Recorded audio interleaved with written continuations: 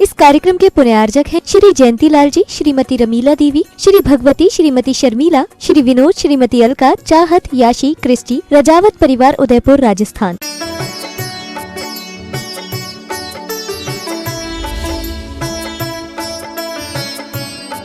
अक्सर कर अपने से कमजोरों पर गुस्सा आता है और बड़ों पर आता है तो किसी तरह से थोड़ा समझौता भी कर लेते हैं, लेकिन छोटों पर आता है तो मजा चखाएंगे। लेकिन कसाय तो कसाय है, आत्मा का विपरीत विकारी परिणाम है। इस परिणाम से बचने का पुरुषार्थ करें। सौभाग्यशालियों, आचार्य आदि सागर जी अंकलीकर एक बड़े संत आचार्य हुए। योग संयोग से गणेश चतुर्थी बोलिए, आज के हिसाब से पर्युषण का दिन बोलिए, इस दिन उनका जन्म हुआ था अंकली, सांगली जिले में, महाराष्ट्र में, 1866 में। पिता सिद्धगोंडा पाटिल, माता अक्काबाई जी, भाई बहन भी थे। पाटिल का मतलब एक तरह से गांव के मुखिया हो गए, प्रभावशाली व्यक्ति। उनके दादा बाबा जमींदार थे, वो भी अपना रुतबा रखते थे। घर का नाम तो उनका अपना शिवगोंडा पाटिल था। पिता का नाम सिद्धगोंडा, मां का नाम अक्का। महाराष्ट्र के ऐसे ही नाम है। और पाटिल, पाटिल एक तरह से पटेल, मुखिया। बड़ा सुंदर चरित्र है। विश्व का सूर्य पुस्तक में उसे लिपिबद्ध भी किया है। मुनिकुंजरो नाम से एक प्राकृत भाषा में भी छोटा सा महाकाव्य लिखा है। तो कभी देखिएगा आप, कैसा चरित्र है, व्यक्ति कैसे महान बनता है। सामान्य गृहस्थी में, सामान्य घरों में, छोटे गांव में जन्मने के बाद भी कोई एक छोटे से गांव में जन्म करके पूरे देश में प्रसिद्ध होने वाला संत बन जाता है। आज श्रमण परंपरा में देखिए उनका कितना ऊंचा स्थान है। अंकलीकर आचार्य आदि सागर जी की श्रमण परंपरा के अनेक साधक दुनिया भर में प्रभाव न कर रहे हैं। इस जिन शासन की दो आंखें हैं, आचार्य आदि सागर जी, आचार्य शांति सागर जी। इन श्रमण की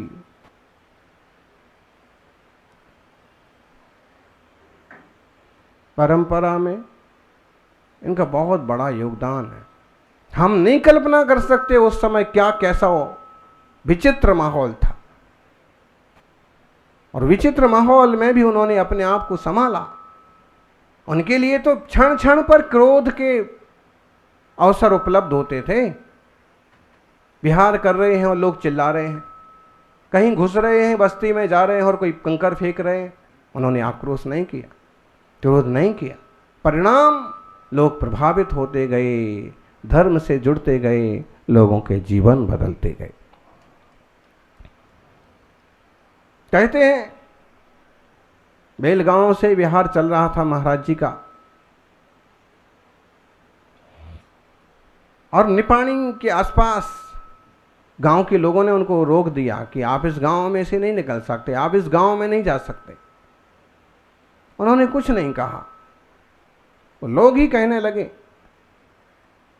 अपनी तरह तरह की बातें जैसे बनाते हैं, हमारी बहू बेटियां हैं, इस रूप में यहाँ नहीं जा सकते हैं। फिर कुछ लोगों ने भी समझाया कि महाराज जी, अमुक स्वामी जी आते हैं, वस्त्र वगैरह का उपयोग कर लेते हैं दोनों तरफ से। वो अटल रहे, उन्होंने कहा नहीं, चुपचाप शांत बैठे रहे। तभी बात थाने तक पहुंच गई। थानेदार को मालूम पड़ा, वो आया और उसने देखा, देखते ही पहचान लिया, ये तो दिगंबर मुनि है। इनका नाम तो सांगली तरफ खूब चलता है, कोल्हापुर तरफ इनका अच्छा प्रभाव है। बड़े बड़े सेठ साहूकार राजा इनका आशीर्वाद लेते हैं। किसी अवसर पर उन्होंने देखा होगा, उसने जनता को समझाया कि तुम लोग क्या बेवकूफ़ी कर रहे हो। जनता ने कहा साहब आपको बुलाने ही वाले थे, बताइए इस रूप में गांव में कैसे जा सकते हैं। उन्होंने समझाया कि इसी रूप में इन्हें गांव में जाने दीजिए, इसी रूप में इनको यहाँ से निकलने दीजिए। ये बहुत बड़े संत हैं, ये हमारे तुम्हारे जैसे इंसान नहीं हैं। आप इन्हें नग्न मुद्रा में देख करके परेशान हो रहे हैं, लेकिन नंगे से तो खुदा भी डरता है। ये नंगे नवाब हैं, महाराज हैं, और इनके तन पर वस्त्र नहीं हैं, लेकिन इनके वचनों में, इनके आशीर्वाद में बहुत ताकत है। इनके मन में कोई विकार नहीं है। तुम्हारी बहू बेटियां इनके लिए अपनी बहू बेटी के समान है। और ये तो आंख भी ऊंची नहीं उठाते, ये तो किसी का चेहरा भी नहीं देखते, निर्विकारी साधु हैं। ये भूल कभी मत कीजिए कि इस गांव से नहीं निकल सकते। ये जिस गांव में जाएंगे वहां रिद्धि सिद्धि का आगमन हो जाएगा। थानेदार ने अपनी समझ के अनुसार, अपने विचारों के अनुसार, अब जो सुन और देख रखा था उस हिसाब से समझाया। और जब कोई बड़ा आदमी, कोई अधिकारी ठीक ढंग से बात कहता है तो लोगों को समझ में भी आती। लोगों ने कहा ऐसा है, इनके आने से ऐसा हो जाएगा, इनके आने से ऐसा हो जाएगा। बिल्कुल हो जाएगा, फिक्र मत करो। महाराज जी गांव में गए, लोगों ने आग्रह किया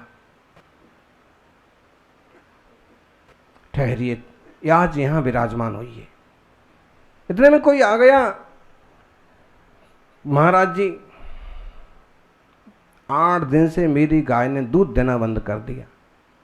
गरीब आदमी हूं, खाने पीने को कुछ नहीं है, उसी के दूध से बच्चों का पालन हो जाता था, थोड़ा सा दूध बेच करके भोजन का प्रबंध हो जाता था। 8 दिन से पूरा परिवार परेशान है, आप कुछ आशीर्वाद दो कि हमारा जानवर ठीक हो जाए। भाई, जिनके पास एक ही गाय भैंस होती है उन लोगों के लिए उसकी बहुत बड़ी कीमत होती है। जिस किसान के पास आधा 1 एकड़ ही जमीन होती है उसके लिए वही सब कुछ होती है। आजकल तो थोड़ा माहौल बन गया, व्यवस्थाएं दूसरे ढंग की हो गई कि जिन कुछ व्यवस्थाएं सरकार की तरफ से भी मिल जाती हैं, लेकिन वो जमाना कुछ और ही विचित्र था। बच्चे भूख से परेशान हैं, कुछ करिए। महाराज जी को पता नहीं क्या सूझा, उन्होंने कहा कि राख ले आना। राख की गृहस्थ के घर में क्या कमी। उसने क्या किया कि चूल्हे की जितनी राख इकट्ठी हो रखी थी अभी तक की, घर में चूल्हे जलते थे और राख बाहर डाल देते थे, ज्यादा हो गई तो खेत में या और बाहर डाल देते थे। तो जितनी आंगन में राख रखी थी सब टोकनी में भरी और राख लेकर के आ गया। महाराज जी बोले इतनी लेके आ गया। उसने कहा कि जितनी थी मैं सारी लेके आ गया। उन्होंने कहा कि भाई थोड़ी सी भी काम चल जाता। नहीं नहीं, जो भी है मैं तो सारी लेके आया, आप अब बताओ क्या करना। नमोकार मंत्र बोला, आशीर्वाद दिया, जाओ ले जाओ और गाय के ऊपर इसको मत देने का, उसको लगाने का और ये मंत्र बोलने का, नमोकार मंत्र। नमोकार मंत्र सिखा दिया, उसका एक पद सिखा दिया, नमो हरिहंताणम बोलने का, और इसको बोल बोल करके लगाने का। देखिए तो आप चाहे राख का चमत्कार कहो, चाहे नमोकार का चमत्कार कहो, चाहे गुरु वाणी का चमत्कार कहो, चाहे वो भक्त की श्रद्धा का चमत्कार कहो, 2-3 बार राख लगाते ही गाय स्वस्थ हो गई, खड़ी हो गई, दूध देने लगी। उसको बहुत श्रद्धा बनी। वो तो वहां से चले गए, मुनिराज तो चले गए, लेकिन अब उसको कुछ भी होता, उसके दूसरे जानवर को कुछ भी होता तो वो राख लगाता। राख टोकनी भर थी, और स्थिति ये बन गई कि खुद भी बीमार पड़ जाए, घर में किसी को बुखार आ जाए तो राख लगाओ, घोल के पी जाओ। परिणाम ये हुआ कि गांव के लोग को भी तकलीफ होती, वो उसके यहाँ राख मांगने आ जाते। बात तो सबको मालूम पड़ती। भाव समझना, मुनि के वचन, मुनि का आशीर्वाद जड़ पदार्थ में भी चमत्कार पैदा कर सकता है। राख की अपनी क्षमता हो सकती है, राख के कुछ अपने गुण हो सकते हैं, उसका भी प्रभाव हो सकता है, लेकिन जब मंत्र पावर, आशीर्वाद की शक्ति जुड़ जाती, क्रोध नहीं किया, क्षमा धारण की। ये नहीं विचार किया कि जब गांव में आ रहे थे तो तुम ही तो विरोध कर रहे थे, तुम ही सब मिलके गाली दे रहे थे, और मैं तुम लोगों की क्यों हाल पकड़ूं, क्यों आशीर्वाद दूं। कुछ नहीं, क्षमा भाव, क्षमा धर्म के अवतार मुनिराज। थोड़ी देर के लिए भले उबल पड़े, लेकिन संजुलन कसाय होती है, थोड़ी देर के बाद पानी पानी हो जाते हैं। बैर नहीं बांधते हैं, और बैर किसी को बांधना भी नहीं चाहिए। इसे मैं देख लूँगा, अगली बार देख लूँगा, अगले साल देख लूँगा, ऐसा देख लूँगा, इसकी दुकान में ब्रेड पड़वा दूँगा, इसके घर को नुकसान पहुँचवा दूँगा। बिल्कुल नहीं। लोग पहले ही परेशान हैं, और क्या भाई परेशान करेंगे आप। मुनिराज से कोई कहे कि महाराज आप तो इतने शक्तिशाली हैं, आप अपनी शक्ति का प्रयोग क्यों नहीं करते हो। हमारी शक्ति का प्रयोग किसी के अहित के लिए नहीं होता है। संत की शक्ति का प्रयोग तो जन जन के हित के लिए होता है। उसकी वचन शक्ति हो, उसकी मन शक्ति हो, उसकी तन शक्ति हो, चाहे रिद्धि और मंत्रों की शक्ति हो, शक्ति का क्या उपयोग होना चाहिए, सदुपयोग होना चाहिए। सौभाग्यशाली हो। उनके एक शिष्य कहने लगे, मैं भी थोड़ा सा अलग से अमुक अमुक गांव की तरफ जाऊंगा, प्रवचन करने के लिए जाऊंगा, आप मुझे आशीर्वाद दो। महाराज जी ने कहा कि देखो जाओ, जाना चाहते हो तो जरूर जाओ, लेकिन एक बात ध्यान रखो कि लोग नहीं समझते हैं पूरी तरह से कि दिगंबर मुनि क्या होते हैं, और उन पर उपसर्ग भी आ जाते हैं। तुम अमुक गांव की तरफ गए और किसी ने तुम पर उपसर्ग किया तो क्या करोगे, किसी ने गालियां दी तो क्या करोगे। उन्होंने कहा कि महाराज जी सोच लूंगा, गाली ही तो दे रहा है, कोई मार थोड़ी रहा है। भाई लोग मारने भी लगते हैं, पत्थर भी फेंक देते हैं, जिन्हें नहीं पता है कि ये धरती पर चलते फिरते देवता क्षमा के स्वरूप हैं। वो पत्थर भी मारेंगे, पत्थर ही तो मारेंगे, सिर थोड़ी फोड़ेंगे। और अगर कोई सिर फोड़ने लगा डंडे से, हथियार से, तो क्या करोगे। तो सोचूंगा कि शरीर को ही तो क्षति पहुंचा रहे हैं, मेरी आत्मा को तो कुछ नुकसान नहीं कर रहे हैं।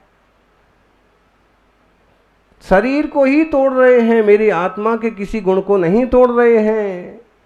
गुरुवर ने कहा कि जब तुम इतने स्थित प्रज्ञ हो तो जाओ, जा सकते हो, धर्म प्रभाव ना करो, आत्म साधना करो। आप तो किसी के शब्द ही सहन नहीं कर पाएंगे तो कैसे काम चलेगा। इसलिए खुद के भी शब्दों का समझदारी से प्रयोग करें, किसी को तकलीफ ना हो। बहुत सज्जन प्रकृति के लोग होते हैं ना कि आपको मेरे कारण से इंतजार करना पड़ा, आपको मेरे कारण से गुस्सा आ गया, मुझे क्षमा करिए। क्या चला गया। घर में, परिवार में 4 से 8 सदस्य हैं। 8 सदस्य किस किस के परिवार में हैं? आपके यहाँ हैं?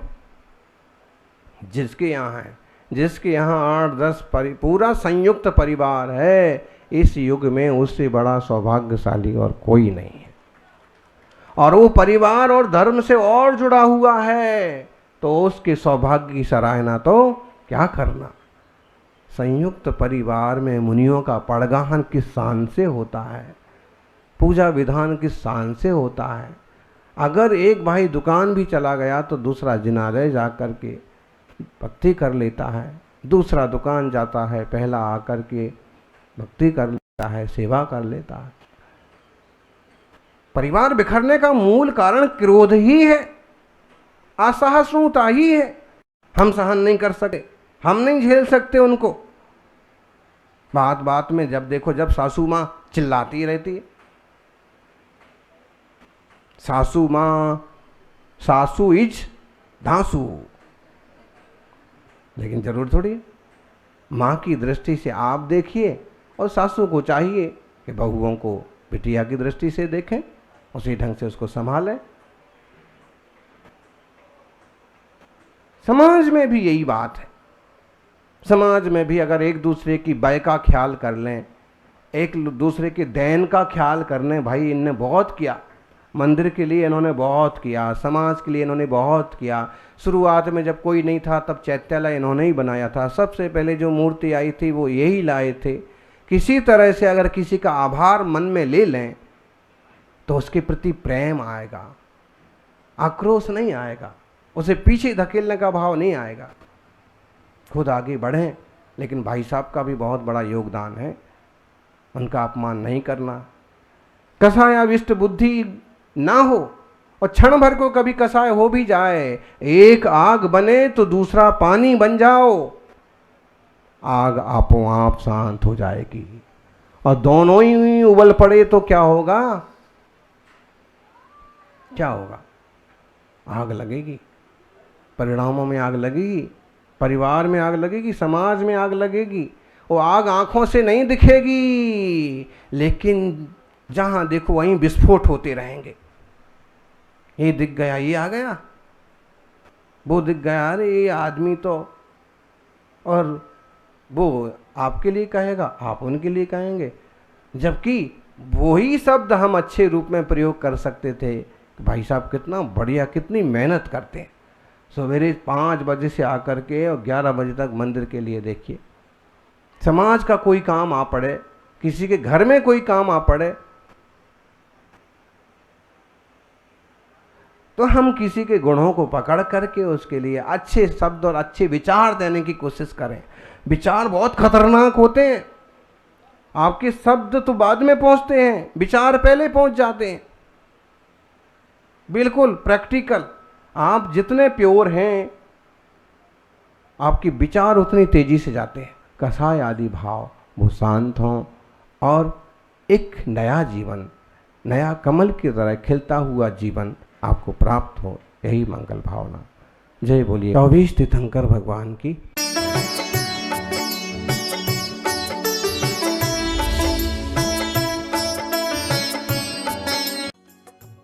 इस कार्यक्रम के पुण्यार्जक थे श्री जयंतीलाल जी, श्रीमती रमीला देवी, श्री भगवती, श्रीमती शर्मिला, श्री विनोद, श्रीमती अलका, चाहत, याशी, क्रिस्टी, रजावत परिवार, उदयपुर, राजस्थान।